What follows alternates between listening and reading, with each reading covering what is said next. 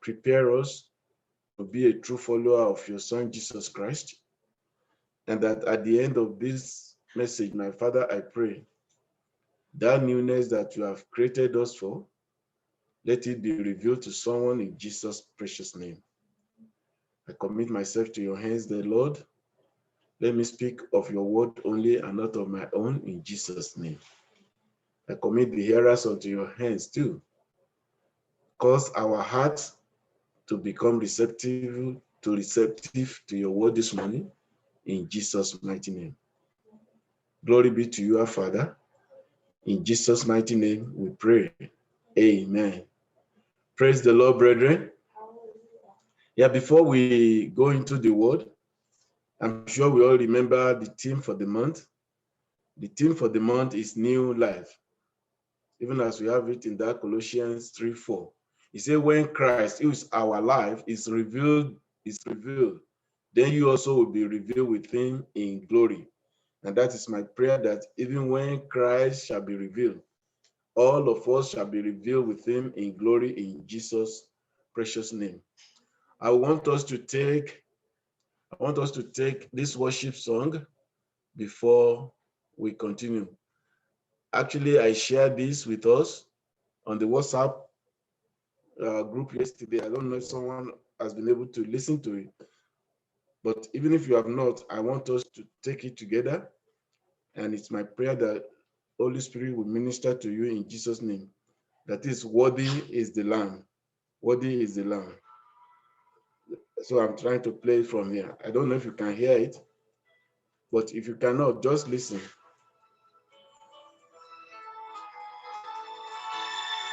It's okay. It's okay. It's okay. Can you hear it? Come on and sing.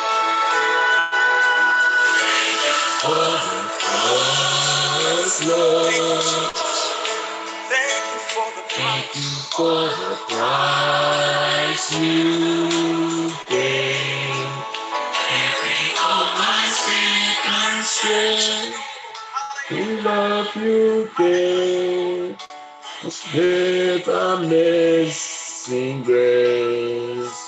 Thank you for this love, Lord.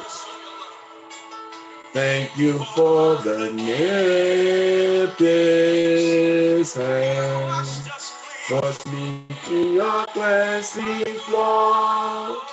All I know of forgiveness and embrace. Worthy is the Lamb, seated on the throne, crowned now with many crowns. You reign victorious. I am lifted up, Jesus, Son of God. Special heaven crucified. What is the Lamb? What is the Lamb? What was Lord? Yes, Lord.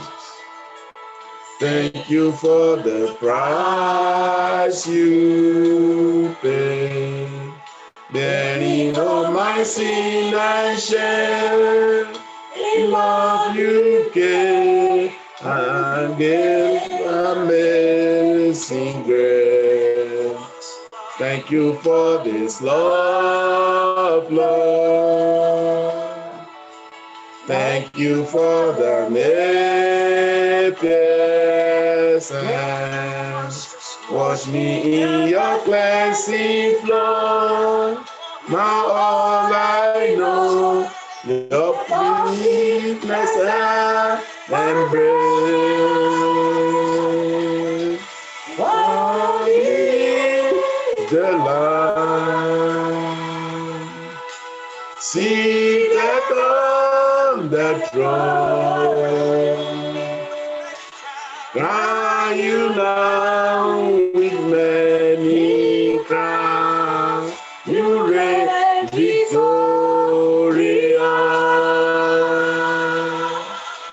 I am lifted up. Jesus, Son of God, the treasure of heaven crucified. What is the Lamb? What is the Lamb?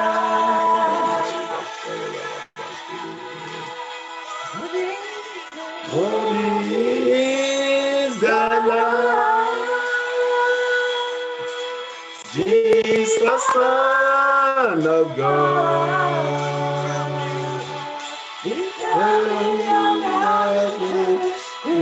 Crucified, victorious.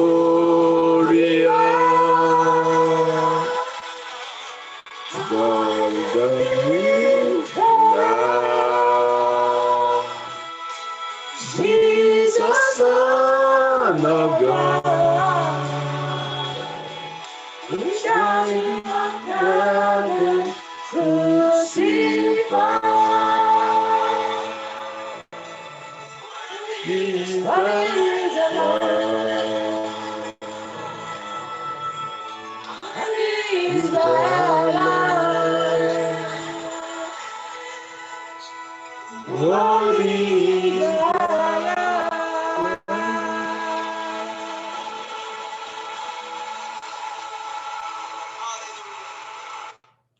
Hallelujah. Worthy is the Lamb that was crucified for our sake. He was slain for you and for me. I just want you to say thank you, Lord Jesus. Thank you for that cross that you were hung on. Thank you for paying the price for my life. Thank you that this process has brought unto me a new life. Father, receive my praises this morning in the mighty name of Jesus. Thank you, Lord. In Jesus' mighty name, we have worship. Amen. Brethren, we are going to be sharing with one another the word of God. And it's my prayer that as we listen, the Lord God will speak to your heart and my very self in Jesus' precious name. So this morning, we are going to be looking at what I title, Dead to Self and Alive in Jesus Christ. Dead to self and alive in Jesus Christ. Please let's open our Bible to Romans chapter 6. Romans chapter 6. And we're going to read from verses 1 to 11. Romans 6. We are reading from verses 1 to 11. And I read, well then, should we keep on sinning so that God can show us more and more of his wonderful grace? Of course not. Since we have died to sin, how can we continue to live in it? Or have you forgotten that when we were joined with Christ Jesus in baptism, we joined him in his death? For we died and were buried with Christ by baptism. And just as Christ was raised from the dead by the glorious power of the Father, now we also may live new lives. Verse 5. Since we have been united with him in his death, we will also be raised to life as he was. Amen.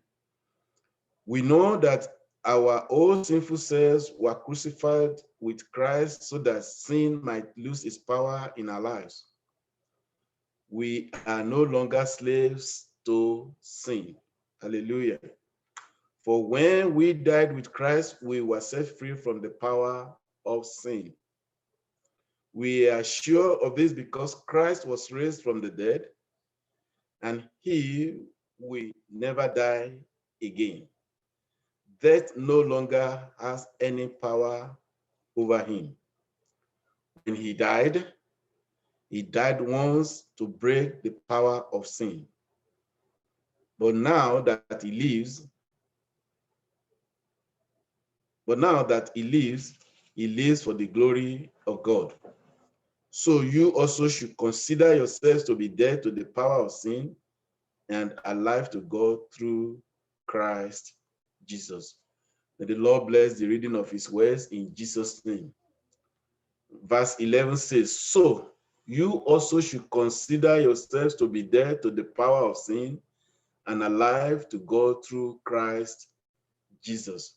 This was what Paul was telling the Romans, for them to know who they are by the virtue of the fact that they have accepted the Lord Jesus Christ. And if you are here this morning, you are still not very sure. I want you to know this morning that because of what the Lord Jesus Christ has done, because the Lord Jesus Christ has become our substitute when he went to that cross alone, we have power to overcome sin and to live for him and for him alone. So Jesus Christ as our substitute went to the cross alone. He paid the price for our sins alone. He suffered the penalty for our sins alone. And we are accepted by God in the beloved alone. We are forgiven because he alone died in our stead, no any other. And we are forgiven from the penalty of sin through him alone. And we are reconciled to God and justified by him alone. And all of this brings us to new life. When you listen to that introduction, you will hear the word repeating itself, alone, alone, alone. And this is to tell us that the supreme price paid by Christ Jesus on the cross of Calvary is the only thing that can bring us into new life. So that no one is deceived that it could only come through other means. No, it is only through Jesus Christ who has become our substitute for our sinful nature. And I'm sure we all know that we have the sinful nature in us is more or less by birth. And we know that this came to us through the sin of the first man, Adam. But glory be to God that the second Adam came.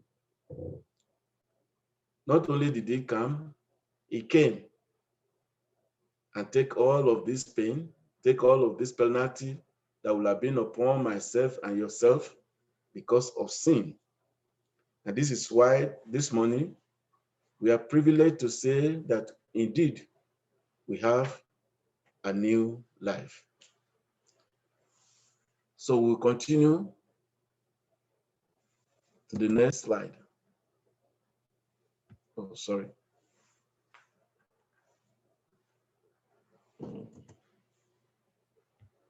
So what is this new life that we are talking about? What is this new life in Christ that we are talking about? I said it is a new life that has no place in the old life. It is a new life that has no place in the old life. I said it a while ago. If you are born of a woman, you are born into sin. In fact, the Bible says we were even conceived in sin because it is through the fleshy part of us that we were conceived. However, we cannot remain in that and to be able to say we have the new life. If you must have the new life, then you must be born again into Christ Jesus. And how do you get to be born again in Christ Jesus? How can I access that new life in Christ Jesus? You can only access it when you believe in him that was hung on the cross. And that was why I said we should take that worship song. that we should thank Jesus for that cross. We should thank him that not only did he went on that cross, he rose thereafter. And that brought us the new life we're talking. So for you to have this new life in Christ, the old life into which we were born into this world must give way. That was why he was telling us in 2 Corinthians 5:17, if you remember, we were using this scripture last Sunday, that the old will give away. A new nature must be seen in us. So the old must remain crucified to the cross.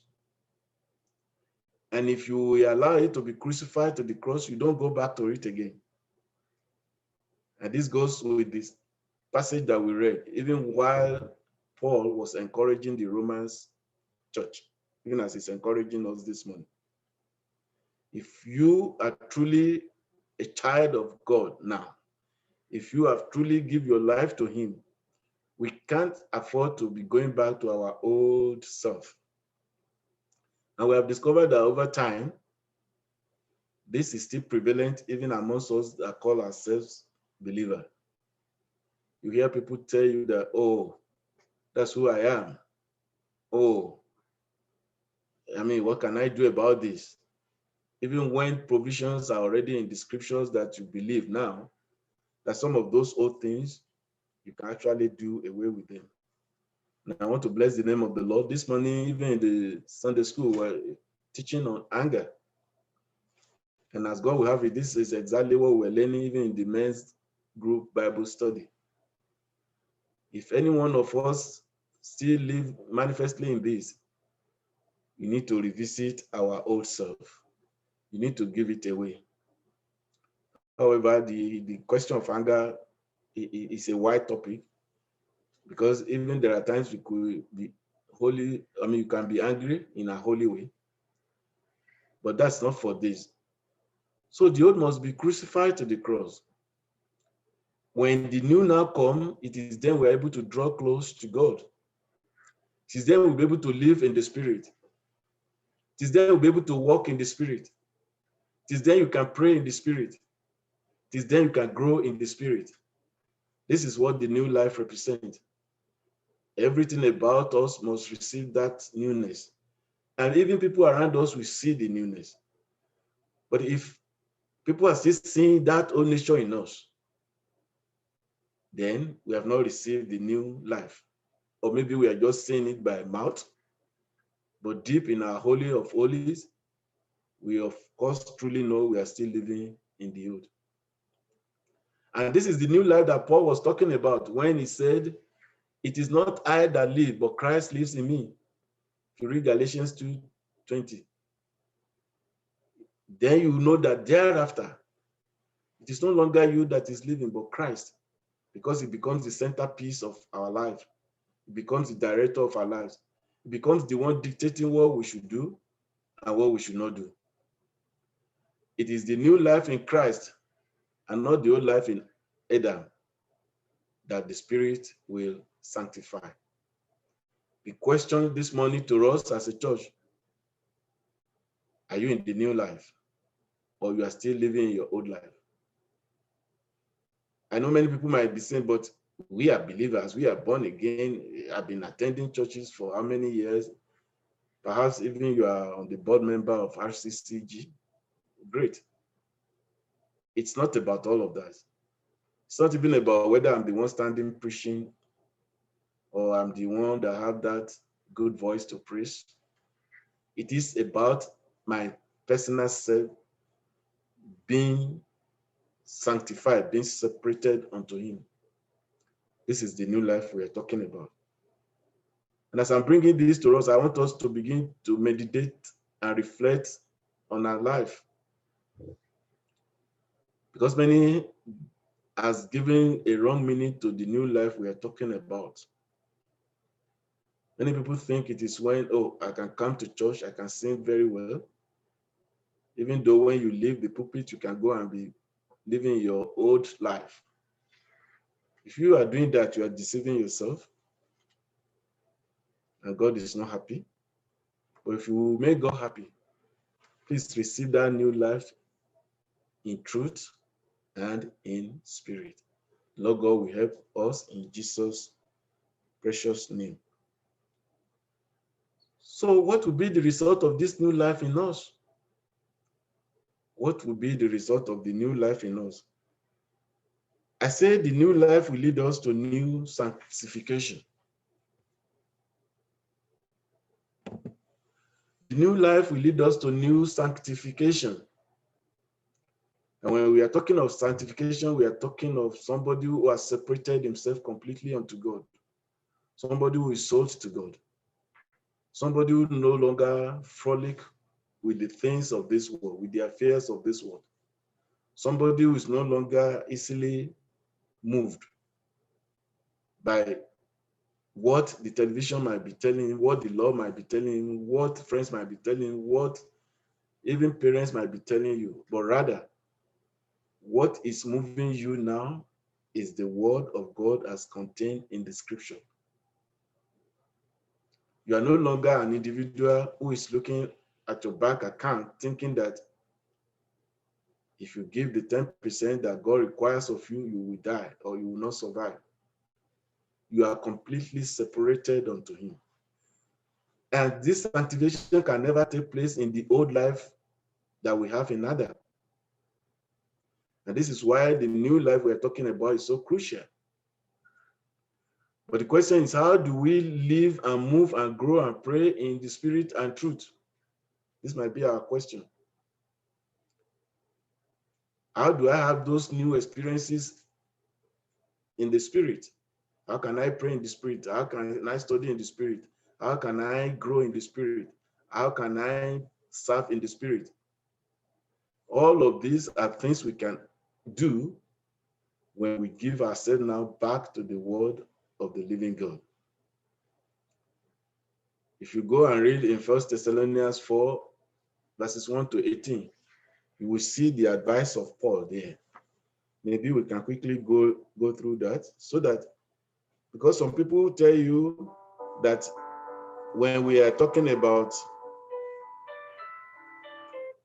when we talk about the new life, some people think it is a set of code, rules, regulations.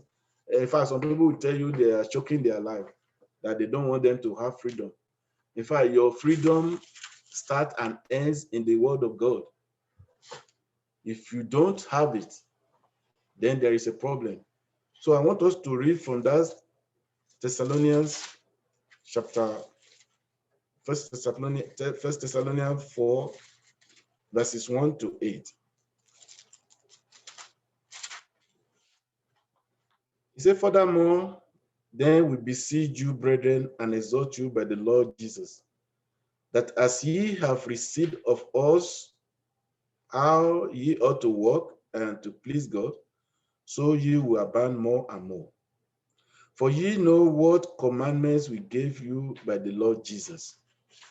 For this is the will of God, even your sanctification, that ye should abstain from fornication, that every one of you should know how to possess his vessel in sanctification and honor, not in the lust of concupiscence, even as the Gentiles which know not God, that no man go beyond and defraud his brother in any matter, because that the Lord is the avenger of all such, and as we also have forewarned you and testify. For God hath not called us unto uncleanness, but unto holiness. He therefore that despiseth the despiseth of man, but God, who hath also given unto us his Holy Spirit. Praise the Lord. So when you have this new life, it is then you can live that sanctified life, that separated life, that we no longer go into the things that the word of the Lord God himself hates.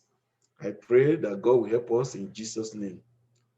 The new life will lead us to a new life of new consecration, a new life of new consecration.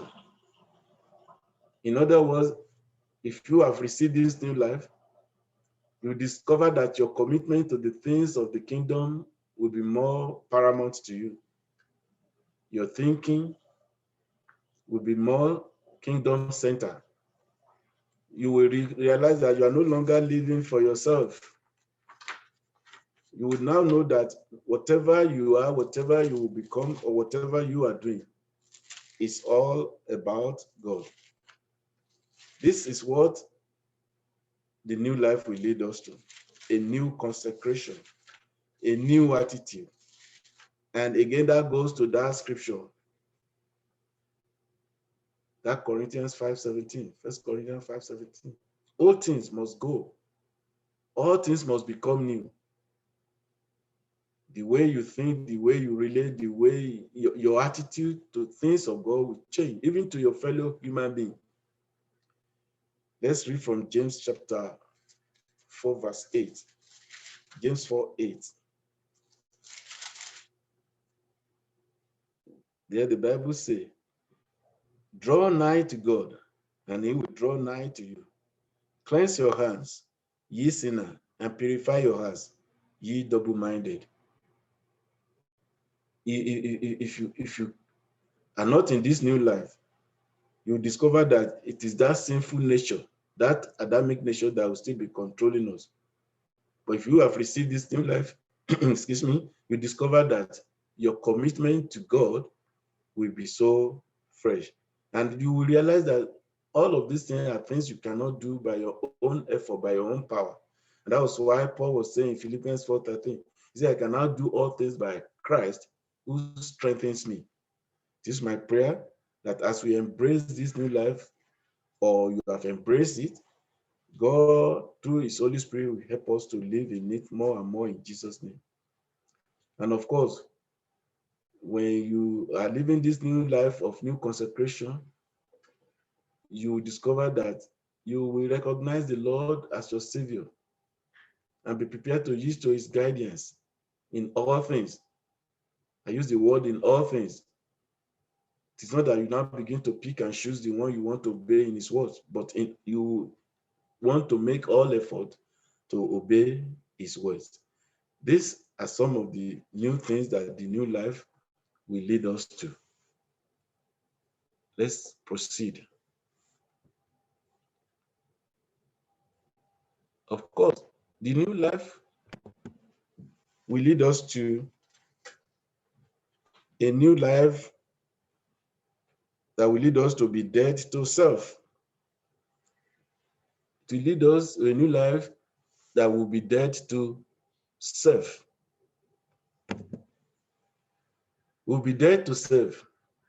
You see, when you are saying you are dead to self, you discover that the things of your life or the things you do in life is no longer about what you know, but it's about what God is telling you. You are no longer the one that is directing the affairs of your life. I know some people might say, how come I won't be able to direct the affairs of my life? And this is the struggles those people that we preach to always have.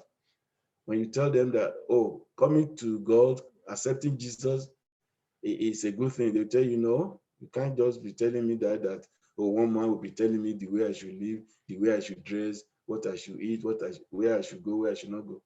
It's not about that. It's about complete submission to the direction and the leading of God himself. This is what the new life will lead us. And in some cases, some people might even say maybe you have become fanatic. I mean, as they may want to say. But do you really care about that? No. It's about the new person that you are. So that old Adamic life will have been forgotten completely. I pray that God will help us to realize this. And it's on this basis, let's read from Romans chapter 6 again. Romans chapter 6, verses 12 to 14.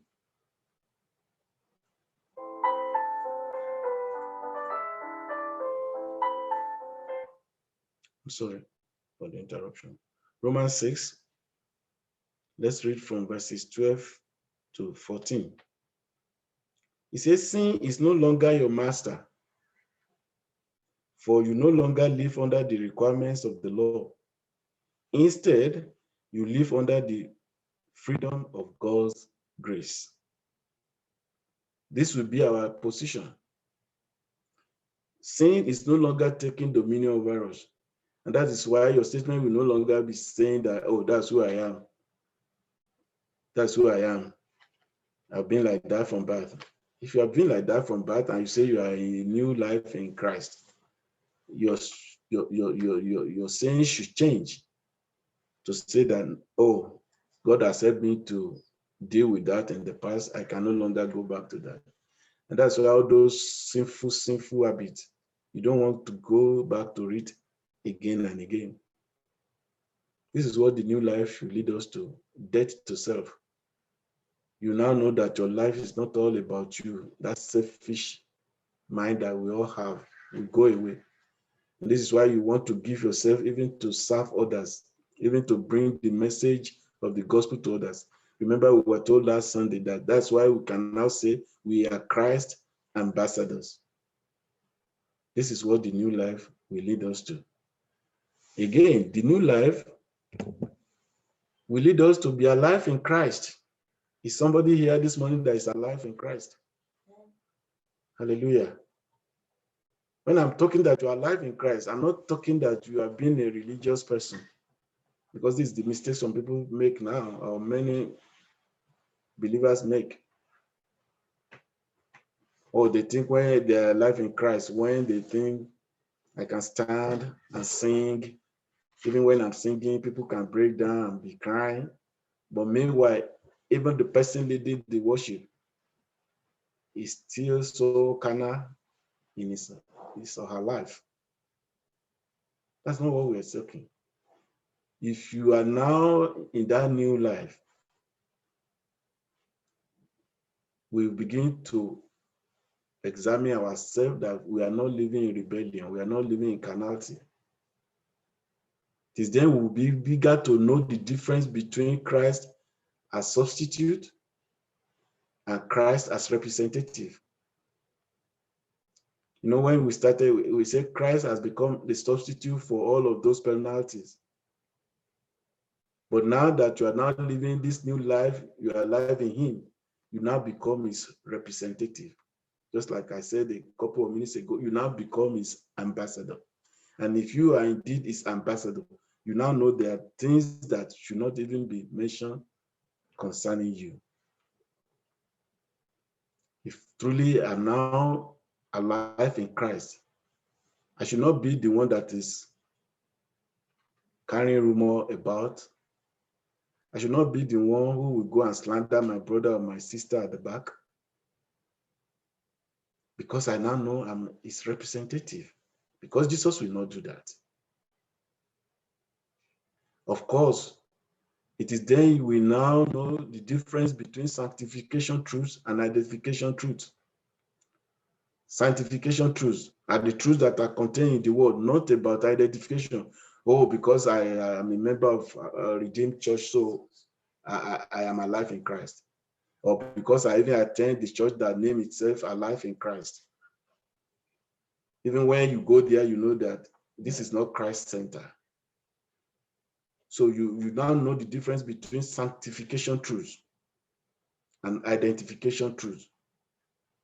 You know, sanctification truths, for instance, even as a man, is that I should love my wife. That's the scripture.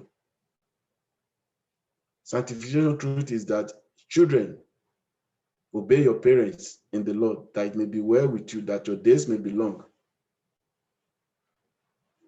But if you are still holding on to identification truth, is to say, oh, you know what? I am the head, you must submit. Submit to what? Even when the command says you should love. After that, there will be submission. Sanctification truth is for you to even know as a wife that regardless of whether your husband is bringing money now or not, whether he's so literate in the Bible or not, the Bible says, see your head. That's sanctification truth. It is not that because you can sing better than him, you can pray better than him. Those are identification truths. You will know the difference. Of course, you will know the difference between the new life in Christ and the old life in Adam. You know between the spiritual believer and a carnal believer, or a carnal Christian. There are things I see, I will just ask myself, I say, oh my goodness, God help this individual, God help this situation. Especially for, and this is so prevalent for those of us that have been in church for so many years. If we have this new life, we always cross-check ourselves, we always examine ourselves. Am I still truly alive in Christ, or I am now going the way of the world? You see people running here and there, scatter, running after indulgence. May the Lord God help us, you know. They are running after indulgence. Oh, they are selling one special idea, they run there. That is indulgence. Oh, it's a special water from Jerusalem. Were you there when he took the water from Jerusalem? If you are alive in Christ, you know that that's not what Christ is. If you really did a miracle, you don't need to go and be seen a man that is seated on a spot for 360 days. You don't know what he's doing there. Go into your closet on your own, pray to God. He will come to you. This is being alive in Christ. Like I said last Sunday, you know that it's not about you carrying a metallic symbol of the cross and you think you believe in Christ. The Lord God will help us. This is what the new life will lead us to. And of course, the new life will lead us to be a seeking heart. A seeking heart. All that consumes you, all that you are passionate about, it's about the kingdom. It's about things that brings glory and joy to God. When you become a seeking heart, you will now allow God to your holy of holy, that is the depth of who you are, your heart. You become teachable. You no longer hold to your own rights because all of those you have submitted to Christ. No, he can't talk to me like that. When was he born again? I've been in this church before he came. Where was he when we started? He won't be talking like that because you know you are just here for a while. You become vulnerable to God himself, who can really see the depth of your heart. And the Bible is so complete. You know, the Bible told us that the heart of man is desperately wicked. Who can know it? It's only God. But if you have this new life, you discover that if they say Jesus has come now, glory be to God, you are ready to go. You are no longer having things that you think you should keep to yourself. Oh, no, that my husband cannot know about that. Oh, my wife should not know about that. And you say you have a new life in Christ? No, you are dead to yourself. And of course, if you have that seeking heart, then you become teachable. Your spirit becomes teachable. And this is why you can easily have empathy, compassion on people around you. This is why your spirit is troubled. When you see souls that are perishing, your heart becomes troubled. When you see where you ought to give a helping hand, but you are holding back, that is a seeking heart. Of course, you are not even afraid to die. If death should come knocking now, so be it. It means the end has come. Brethren, this is what needs new life we are talking about. This is what it's all about. you discover that most of this is not about, it has nothing to do with long years of being in church or not being in church. It's about ourselves in Christ. It's about our one-on-one relationship with Him. Of course, you be dead to sin because Christ has died once and for all this sinful nature we're talking about. So if we are still reveling in those sinful nature, it's because we have not truly taken that new life. And of course, you'll be able to reckon yourself to be dead indeed to sin. That's why, some people will say, oh, I've been praying to God for several years now, and I could not really do away with this anger. I could not stop telling lies. Why can't you stop? If truly you have taken that new life, all things must pass away, brethren. That newness must show forth. If it's still not showing forth, or somebody who knows you to be a believer will see you, say in a year's time or 2 years' time, and begin to doubt your faith.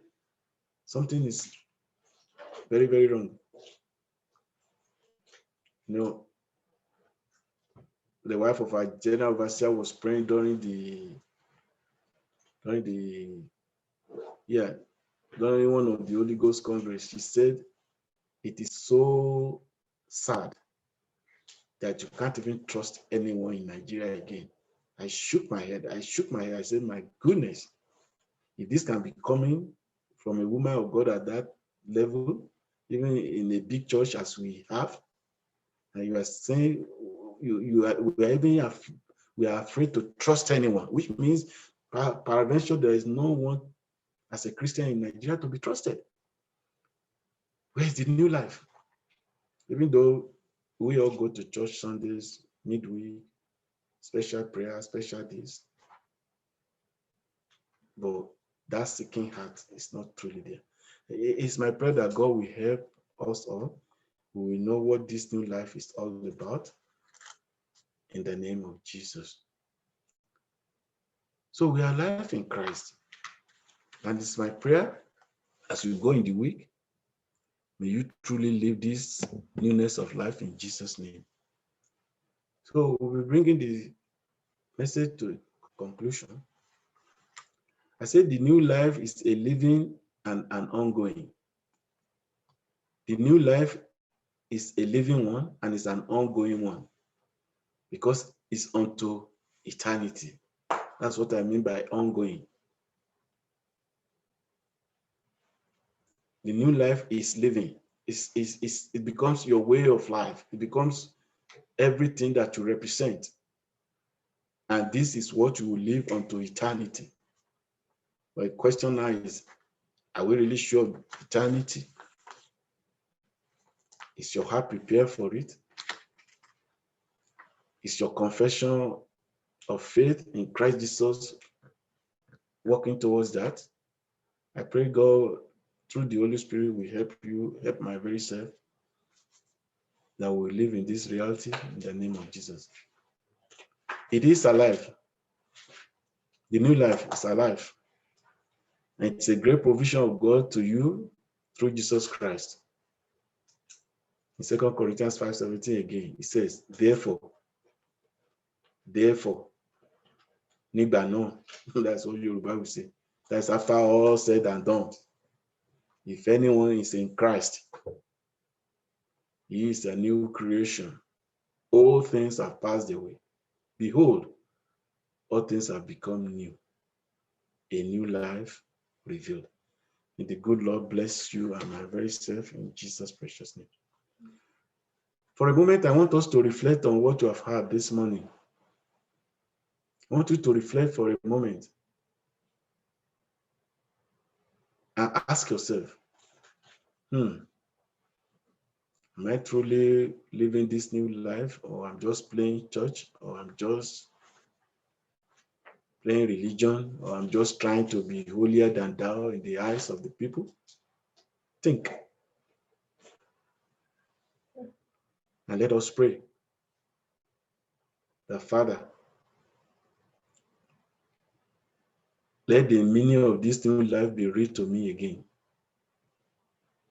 If you are missing it up along the line, pray. Father, help me. That was why Paul was encouraging the believers in Rome. I've not come to you with the word on my own, but with the word as given to me that I've seen of Christ, that I receive. Let's pray. The Father, make this new life experience be real to me. Maybe you are still struggling with it. You are still thinking, oh, these pastors have come. They know how to talk. My Father, please let your Holy Spirit minister to us individually now. Whether people that are listening right now or those who might be listening through the internet, that we will know that it's not about even being identified with identification truth. No, it's about the sanctification truth.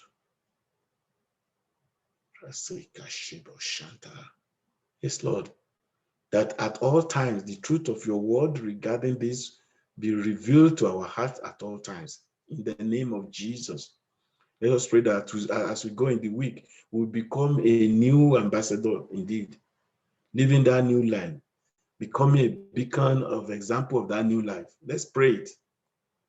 I'm not saying as human beings we don't have our struggle, we don't have things, but it shouldn't be reoccurring. I'm praying it for myself.